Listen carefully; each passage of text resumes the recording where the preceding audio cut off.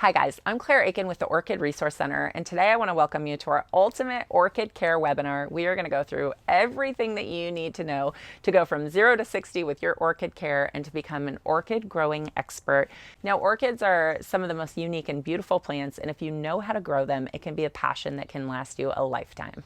Let's get started.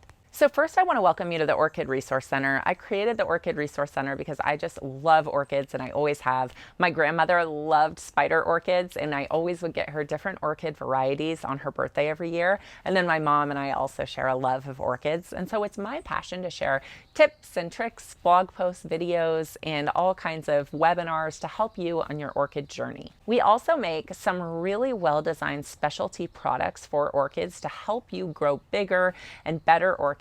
And so I'll link to a 10% off coupon if you want to shop our store and save 10% off your first order of our orchid food or the different products for orchids. So we're going to cover a lot today. We're going to talk about why orchids are so cool. We're going to talk about the most common problems we see and how to solve them. I'm going to give you 8 steps to orchid success. I'll talk about my favorite orchids and my favorite products. And stick around to the end of the webinar because I'll be giving away a special gift. I love all kinds of plants and particularly houseplants, but I believe that orchids are probably the most unique and the coolest plants out there.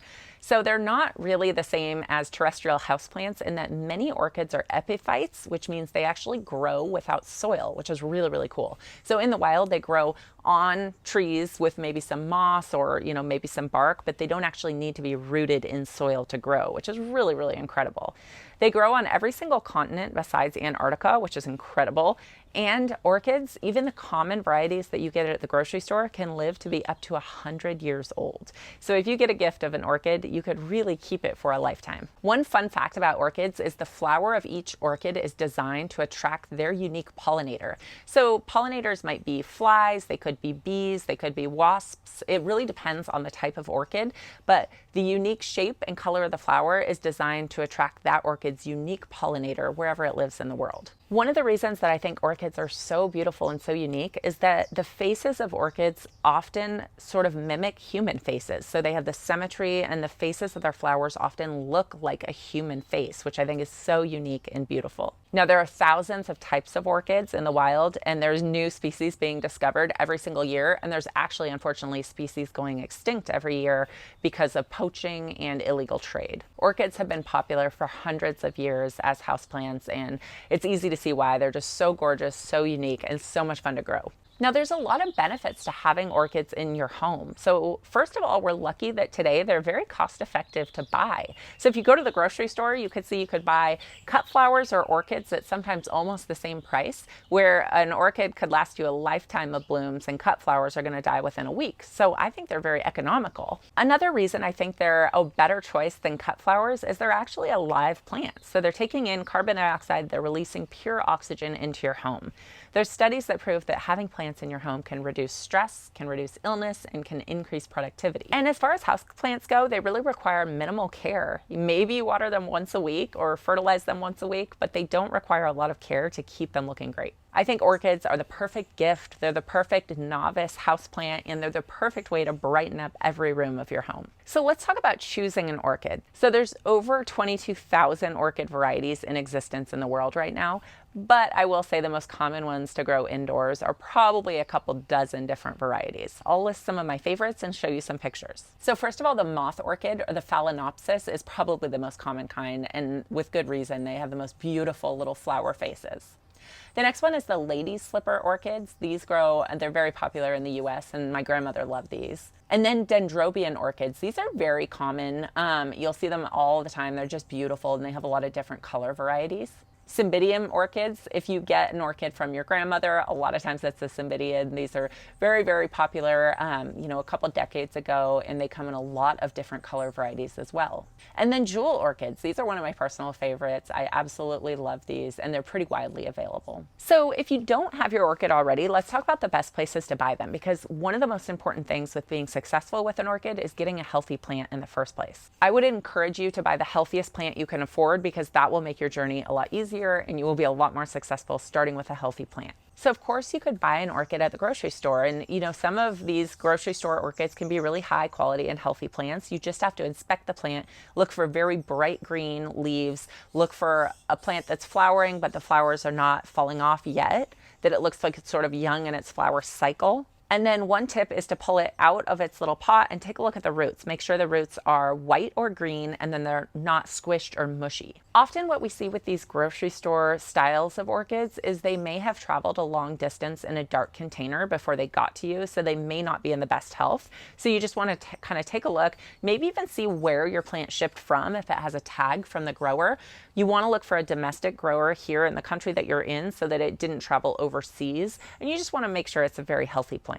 One awesome place to buy orchids is online. You can buy from an online grower and they can ship your plant in a matter of 1 or 2 days with expedited shipping. And so your plant doesn't get too traumatized in its journey to you.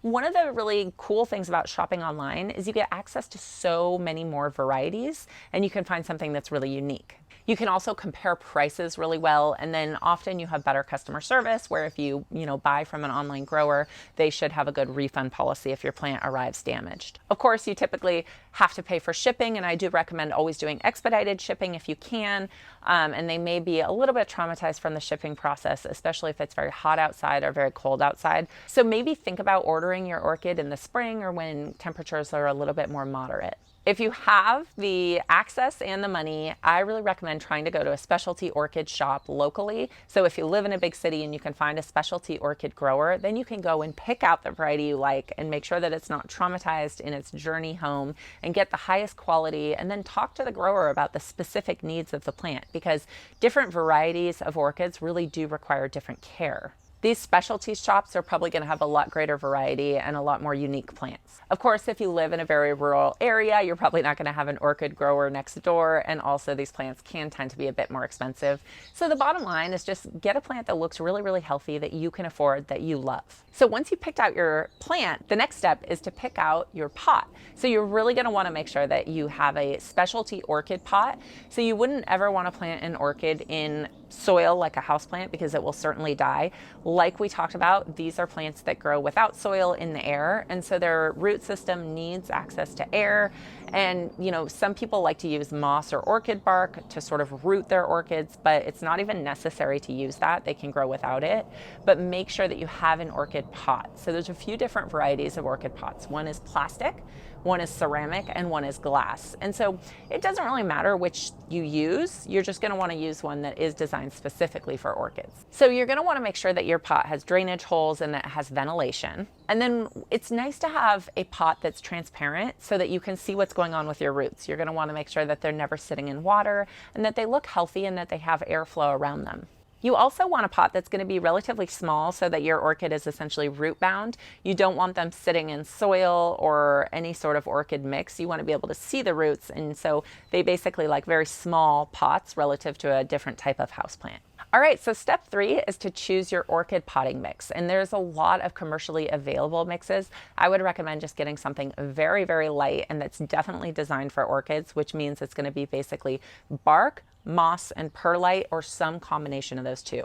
So bark is basically just wood chips, moss is basically a organic medium that absorbs water, and then perlite is an inorganic way to lighten up your potting mix so it does not absorb water. So I will link to some of my favorite orchid mixes, but you're just going to want to make sure if you have a tropical orchid that you get a tropical mix. And if you want to make your own mix at home, you can mix bark, perlite, and moss together, 3 parts of each, and mix it together, and that's going to be a great solution for an orchid mix. So whenever I get a new orchid, I like to repot it just to give it a little bit more room to grow and just to sort of bond with my plant and put it in a new container.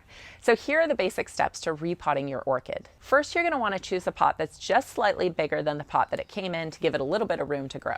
So you're going to want to remove your orchid from its current pot and examine the roots. If you see any roots that are dead or mushy or brown, you're going to want to use a sterile tool to slice off those roots. We actually make these premium houseplant scissors that are very, very sharp, and you can just slice off the roots and kind of cut away any dead or desiccated, dried out areas. Okay, and then you're going to want to put a little bit of orchid mix at the bottom of your pot and then put in the orchid itself and fill around with some extra orchid mix. And so you don't want it too tightly packed, but I would say well packed so that your plant is upright, and then you're going to want to add a stake to stake your plant so that it stays up and it has the growing support that it needs. So within your orchid's life cycle, rule, you're always going to want to repot after it finishes flowering. So once it is flowered and the flowers fall off, then go ahead and repot so you're giving it enough nutrients for its next blooming season. So let's talk about watering your orchid. Now, this is probably the biggest place that people go wrong, is many people overwater their orchid. You definitely are going to want to err on the side of underwatering your plant because they do not like to sit in water or they will get root rot. So the key to watering your orchid perfectly is to make sure that it has those drainage holes in that orchid pot and then the mix of a very, very well aerated, fast draining orchid mix. And then you can go ahead and water it fully, so covering the entire pot, let it drain, and then just make sure to really let it dry out between waterings. So no more than once a week, and then check it once a week to see if it needs to be watered. Is it showing signs of being dry, or are the roots still wet, in which case you would want to wait to water it again. I will say that, there's a lot of popular methods for watering orchids, and I just think you should use the one that works for you. So if you like to fully water your orchid once a week and then wait a week, that's great, as long as you're not having problems. Or some people use the ice cube trick where you put an ice cube on your orchid and it slowly waters your plant. If that works for you, that's fine. I don't enjoy that myself because I worry that, these tropical plants do not like ice. They would never come into contact with ice in the wild, and it would be a bit shocking to take an ice bath myself, so I don't want to do it to my plants. But if it works for you, that's fine. Basically, this ice cube method is limiting the amount of water you give so that you're not overwatering the plant, and if that's working for you, that's great. Orchids need, a small orchid in a regular size pot need about a quarter cup of water per week, no more. So you could even just do, instead of doing the ice cube method, you could just take a quarter cup of water and water your plant once a week if you're not comfortable doing the full watering method and that feels like overwatering to you. The next step is to think about humidity when it comes to your orchid. Most tropical orchids grow in rainforests or in very humid tropical conditions. And so you're going to want to get, higher relative humidity where possible for your plant. They like being warm and they like being in a humid environment. So the first step is to find out what is the humidity like in your home. So you can actually buy a humidity meter. They're normally around $10. I'll link to some of my favorites below, but you can actually check wherever you're going to put your plant, what is the relative humidity there? And if it's lower than, say, 45%, you may want to do something about it because it may just be a little bit too dry for your orchid to be happy. They really like to be above 50% if possible. Maybe 60 to 70% would be ideal, but most of our homes aren't that humid. But as long as you're above 50%, you should be fine. They do particularly well in bathrooms and kitchens because of the humidity present in their rooms. So if you have a bathroom or a kitchen that has access to a lot of light, that could be the perfect place for your orchid. So if you get your humidity meter and your humidity is too low, you could do a couple of things. So first of all, you could invest in a humidifier and put it near your plant. The next idea is that you could group other orchids or other houseplants together to raise the relative humidity. Another trick that I like to use is to put a fish bowl, so maybe you have a bowl with a betta fish or something like that next to your orchid so that the water is constantly evaporating. They also make whole house humidifiers, so if you're really serious about your houseplants like I am, you can invest in a whole house humidifier where it will constantly be filtering humid air throughout your house. Okay, now let's talk about light for orchids. This is probably the most important step, and the most common area that people go wrong is either too much or too little light for your plant. So every orchid has different light guidelines, but generally they like very, very bright indirect light. They do not like to be in direct sunlight because they will get burnt or scorched. So as a general rule of thumb, you want to put your plant in the sunniest location that is not bright, direct afternoon sun. So if you think about the way that the sun travels, if you live in North America, it rises in the east and then it goes over and sets in the west. In the afternoon, the sun is the brightest, and so the west-facing windows in your home, if you live in North America, are going to be the hottest and the driest and the most likely to scorch your plant. So whereas it could be okay to put an orchid in an east-facing window where it gets maybe some bright morning light, it's almost never going to work to put it in a west-facing window where the afternoon sun is too strong. If you want to put a plant in a west-facing window, you could put it back from the window a bit, or you could use a sheer curtain so that it's not getting that direct sunlight. But it works really, really well to put your plant in a south-facing window where it'll get a greater duration but a lower intensity of sunlight. And then depending on where you live, how far you live away from the equator, a north-facing window could work. Like in San Diego here, north-facing windows get a lot of sunlight all day long, and so they're really good for some of the lower light plants. So it just depends on where you live in the world and the different window options available to you in your home. All right, so we talked about the basics of orchid care and how to get your orchid to be happy. But let's talk about what you guys really care about, and that is getting your orchid to bloom. And so typically when you buy an orchid, it will be in the blooming phase, and those blooms can last for weeks or even months. But inevitably, they're going to drop off, the flowers are going to drop off, and you're going to need to work to get your plant to rebloom. And this can be quite a challenge. This is why I think orchids are so much fun for novice growers, is that you could do well keeping your plant alive, but to get it to rebloom really takes some dedication, and it can be very satisfying. As you improve your skills, you'll get those reblooms. There's some orchid varieties that actually rebloom several times a year, up to 4 times per year. So you could actually grow an orchid that is blooming 8 to 10 months out of the year, which is phenomenal, and obviously makes a really, really beautiful companion in your home. So the number one step to get your orchid to rebloom is to cut back the spent blooms. So you're going to want to use a very sharp, sterile instrument.